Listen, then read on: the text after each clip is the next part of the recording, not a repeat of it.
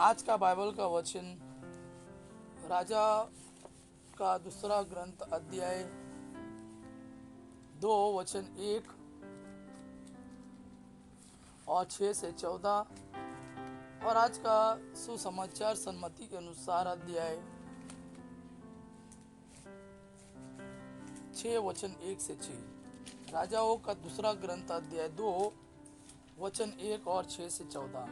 जब प्रभु एलिया को एक बवंडर द्वारा स्वर्ग में आरोहित करने वाला था तो एलिया एलीशा के साथ गिलगाल से चला गया। एलिया ने एलीशा से कहा, तुम यहाँ रहो क्योंकि प्रभु मुझे यरदन के तट पर भेज रहा है। उसने उत्तर दिया, जीवंत प्रभु और आपकी शपथ, मैं आपका साथ नहीं छोड़ूंगा। इसलिए दोनों आगे बढ़े। 50 नबी उनके पीछे हो लिए और जब वे दोनों यरदन के तट पर रुक गए तो वे कुछ दूरी पर खड़े रहे। तब एलिया ने अपनी चादर ले ली और उसे लपेटकर पानी पर मारा। पानी विभाजित होकर दोनों ओर हट गया और वे सूखी भूमि पर नदी के उस पार गए। नदी पार करने के बाद एलिया ने एलीशा से कहा, मुझे बताओ कि तुमसे अलग किए जाने से पहले मैं तुम्हारे लिए क्या करूं? एलीशा ने उत्तर दिया, मुझे आपकी आत्मिक शक्ति का दोहरा भाग प्राप्त हो। एलिया ने कहा, तुमने जो मांगा है वह आसान नहीं है। यदि तुम मुझे उस समय देखोगे जब मैं आरोहित कर लिया जाता हूँ तो तुम्हारी प्रार्थना पूरी होगी, परंतु यदि तुम मुझे नहीं देखोगे तो तुम्हारी प्रार्थना पूरी नहीं होगी। वे बातें करते हुए आगे बढ़ ही रहे थे कि अचानक अग्निमय अश्वों सहित एक अग्निमय रथ ने आकर दोनों को अलग कर दिया।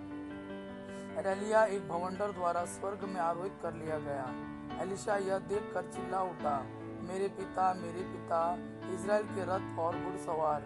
जब एलिया उसकी आंखों से ओझल हो गया था तो एलीशा ने अपने वस्त्र फाड़ डाले और वह एलिया की चादर को जो उसके शरीर से गिर गई थी उठाकर लौटा यरदन के तट पर खड़ा रहा।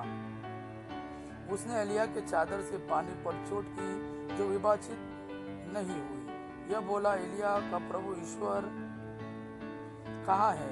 उसने फिर चादर से पानी पर चोट की और पानी विभाजित होकर दोनों ओर हट गया और एलीशा नदी पार कर गया। आज का सुसमाचार सन्मति के अनुसार अध्याय 6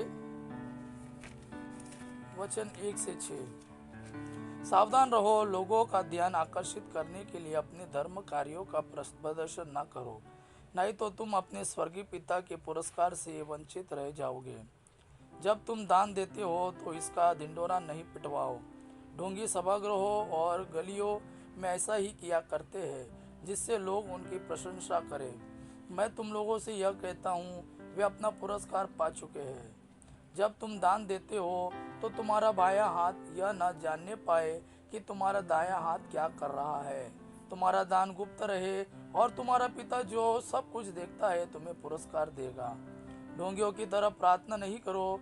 वह सभागृहों में और चौकों पर खड़ा होकर प्रार्थना करना पसंद करते हैं जिससे लोग उन्हें देखें। मैं तुम लोगों से यह कहता हूँ, वे अपना पुरस्कार पा चुके हैं। जब तुम प्रार्थना करते हो तो अपने कमरे में जाकर द्वार बंद कर लो और एकांत में अपने पिता से प्रार्थना करो।